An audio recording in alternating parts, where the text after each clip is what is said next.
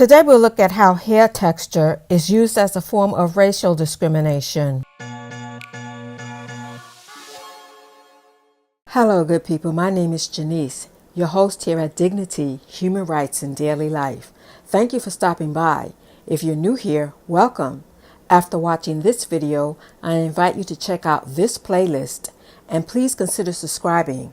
6-year-old Clinton Stanley Jr. was so excited to start the first grade at a Brooks Christian Academy in Florida, but the school administration put a damper on that excitement by stopping him before he could even enter the classroom because he was wearing locks. 7-year-old Tiana Parker, a straight-A student at Deborah Brown Community School, put her hair in her usual tiny short twist topped with a pink bow.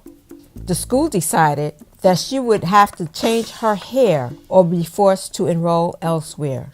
When 12-year-old Vanessa Van Dyke, a student at Faith Christian Academy in Florida, complained to the school administrators that several of her classmates were bullying her about her afro, they would throw things in her hair. A boy even started a fight with her. The school's response? They strongly urged her to consider cutting or straightening her hair to resolve the issue. 15-year-old twins Maya and Deanna Cook were students at Mystic Valley Regional Charter School in Massachusetts. They were banned from attending the prom, from competing in sports, and threatened with suspension because they refused to remove the braids in their hair.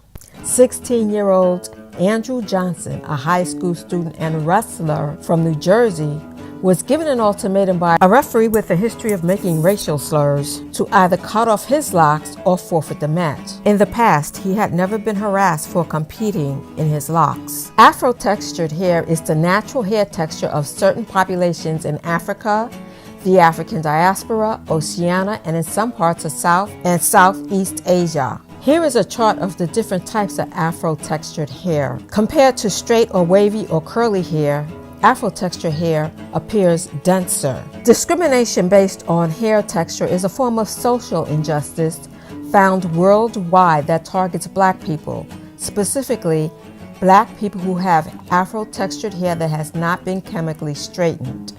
Universally, Afro-textured hair has frequently been seen as being unprofessional, unattractive, and unclean. The history of texture discrimination in the United States stems back to slavery. During the 15th and 16th centuries, the Atlantic slave trade saw Black Africans forcibly transported from sub-Saharan Africa to North America, whereupon their heads would be shaved in an effort not only to prevent the spread of lice, but also to erase their culture, as many Africans used hairstyles to signify their tribal identity, marital status, age, and other personal characteristics. Historically, Afro-textured hair has often been viewed as less beautiful than what is considered as the standard for beauty in hair. In fact, Thomas Jefferson believed that it would be impossible to incorporate Blacks into the body politic after emancipation, citing as a chief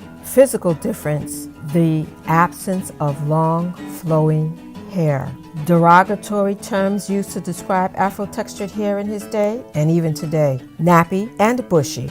And while these children were betrayed by the very institutions charged with their personal and intellectual growth, as well as developing their citizenship, it was the court of public opinion that brought public shame to their respective schools. Schools are not the only institutions that exercise texture discrimination. There's evidence of it in the military as well as in the workplace. Sometimes employers do right by their employees and sometimes they do not. Destiny Tompkins worked at Banana Republic when her supervisor told her that her box braids were too urban. After the internal investigation, the manager lost his job. The New York City Human Rights Commission has received multiple complaints against Upper East Side hair colorist to the stars, Sharon Durham. The salon is now under investigation for racial discrimination as management told workers that their afros and box braid hairstyles did not reflect the upscale image of the neighborhood. Attempts at imposing texture discrimination usually occurs under the guise of a dress code, and here was no exception. Recognizing the widespread and fundamentally racist belief that black hairstyles are not suited for formal settings and may be unhygienic, messy, disruptive, or unkempt, and further recognizing that white slave traders initially described African hair and locks as dreadful, which led to the commonly used term dreadlocks. The city of New York recognizes that black hairstyles are protected racial characteristics under the New York City Human Rights Law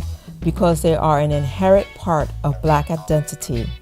There is a strong, commonly known racial association between black people and hair styled into twists, braids, cornrows, afros, bantu knots, fades, and/or locks, and employers are assumed to know of this association. This protection includes communities that have a religious or cultural connection with uncut hair, including Native Americans, Sikhs, Muslims, Jews, Nazarites, and Rastafarians. While employers are entitled to impose requirements around maintaining a work-appropriate appearance, they cannot enforce policies in a discriminatory manner or target specific hair textures or styles. More information on the particulars of this law may be found at the New York City Human Rights Commission website. I've provided a link to the website in the description box below. Note that this protection includes schools, employers, and public accommodations. To file a discrimination report, simply go to the website and make your report online. For more videos on discrimination, check out the UDHR Article 2 Freedom from Discrimination playlist.